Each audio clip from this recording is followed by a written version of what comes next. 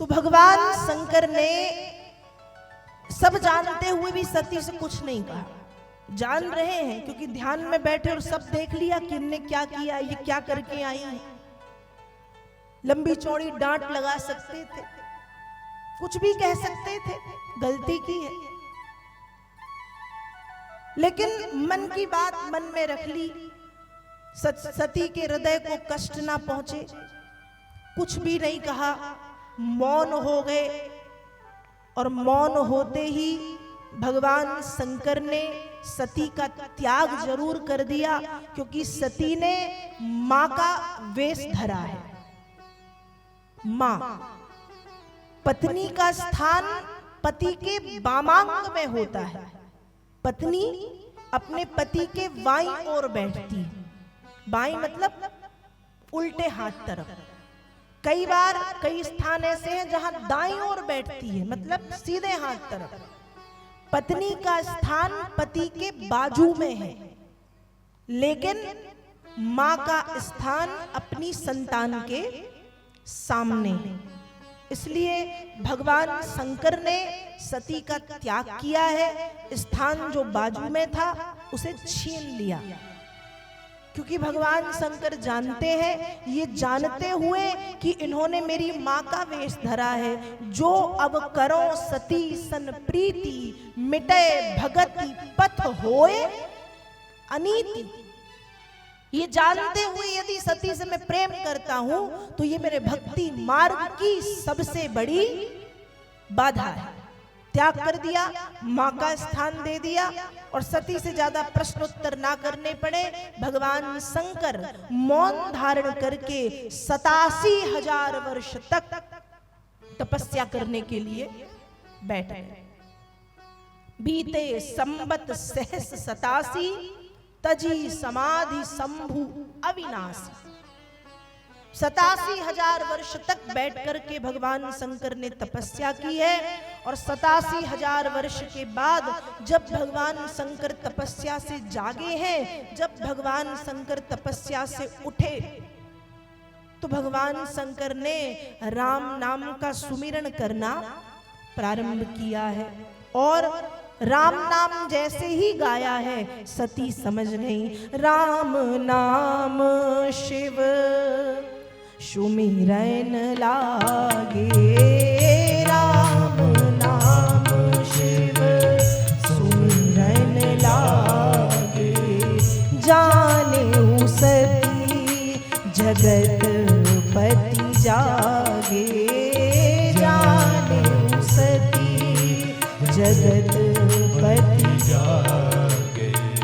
राम नाम शिव सुमिरन लागे। राम नाम शिव सुमिरन लागे, जाने सती जगत पति जागे।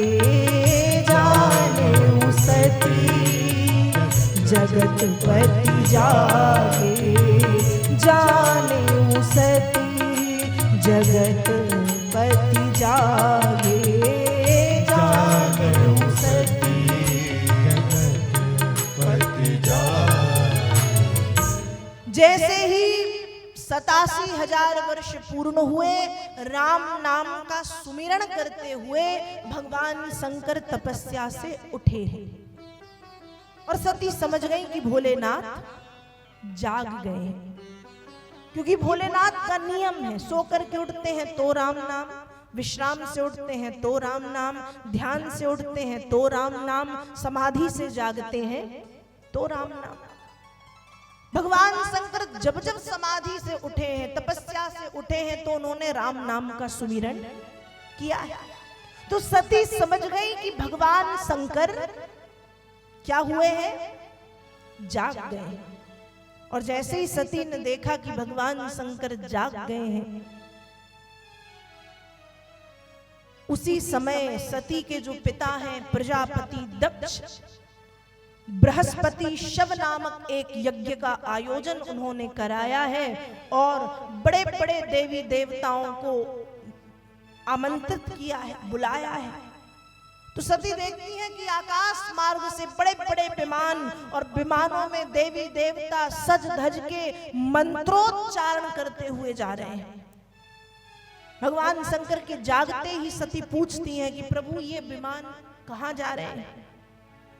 भगवान शंकर ने बताया कि देवी आपके पिताजी बहुत बड़ा यज्ञ कर रहे हैं, ये सब वहीं जा रहे हैं। कहा अच्छा पिताजी यज्ञ कर रहे हैं, हाँ तो हमें भी चलना चाहिए।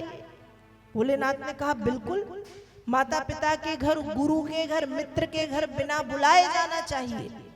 माता पिता के घर जाने के लिए निमंत्रण की जरूरत नहीं है, गुरु के घर जाने के लिए निमंत्रण की जरूरत नहीं है, मित्र के घर जाने के लिए भी निमंत्रण की जरूरत नहीं है, बिना बुलाए जाना चाहिए। लेकिन कहाँ? जहां प्रेम हो। और भैया जहां प्रेम ना हो ऐसे स्थान पर यदि हम जाते हैं तो जो जाता है उसका भी बुरा और जिसके यहां हम जाते हैं उसका भी बुरा होता है। कहते हैं ना, रहीमन तहां न जाइए कंचन बरसे रैन। ऐसे स्थान पर बिल्कुल मत जाइए जहां सोने की वर्षा भी हो, जहां पे आपको प्रेम ना मिले, क्योंकि वहां जाने पर आपका भी बुरा होना है और सामने वाले का भी बुरा होना है। तो भगवान शंकर ने कहा देखो देवी, माता पिता के घर, गुरु के घर, मित्र के घर बिना बुलाए जाना चाहिए, लेकिन वहां नहीं, पिता के घर नहीं। सती ने कहा अभी आपने कहा कि माता पिता के घर बिना बुलाए जाना चाहिए, अब आप कह रहे हैं वहां नहीं जाना, क्यों? भगवान ने कहा मैंने ये भी तो कहा कि जहां प्रेम हो वहां जाना चाहिए। सती ने कहा भोलेनाथ कैसी बात करते हैं, आप तो जानते हैं कि मेरे पिता मुझसे कितना प्रेम करते हैं, और ये जानते हुए कि मेरे पिता मुझसे कितना प्रेम करते, आप मुझे जाने के लिए रोक रहे हो। कहा अरे देवी, एक समय था जब आपके पिता आपसे प्रेम करते थे, अब आपके पिता का आपसे जो प्रेम था वो पूरी तरह से समाप्त हो गया है। सती ने कहा मैंने ऐसा क्या किया? कहा देवी आपने कुछ ऐसा नहीं किया, एक बार आपके पिताजी की और मेरी कुछ बातचीत हो गई, वाद विवाद, तर्क वितर्क, मैंने आपको बताना उचित नहीं समझा। उस समय से आपके पिताजी का आपके प्रति जो प्रेम है वो कम हो गया। तब सती कहती है कि झगड़ा आपसे हुआ था, आप मत जाओ, मेरे तो पिताजी हैं, मैं तो जाऊंगी। जिद करने लगी कि मुझे तो जाना है, और जब जिद करने लगी कि मुझे तो जाना है, कई कई बार भगवान शंकर ने समझाया है, लेकिन फिर यही वो बात आती है कि 3 बार समझाओ, चौथी बार समझाने की जरूरत नहीं है। किस पे छोड़ दो? होई है वही जो राम रची राखा, को करी तर्क बढ़ावे शाखा। ये सूत्र है, लिख लीजिए। अपने बच्चों को, अपने से छोटों को 3 बार अच्छे से समझाओ, पूरी पूरी ताकत लगा के समझाओ, लेकिन उसके बाद भी उनको समझ में नहीं आता तो फिर भगवान के हाथों पे छोड़ दो, भगवान पे छोड़ दो।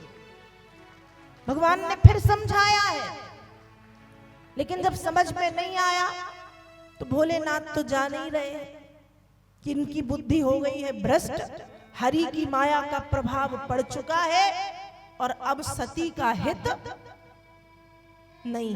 ध्यान रखिएगा, अपने से बड़ों की बातें, अपने गुरुजनों की बातें, अपने माता पिता की बातें, अपने से श्रेष्ठ जनों की बातें जब हमें बुरी लगने लगे तो समझ जाइए कि अब आपका अहित होने वाला है, अब आपका बुरा होना तय है।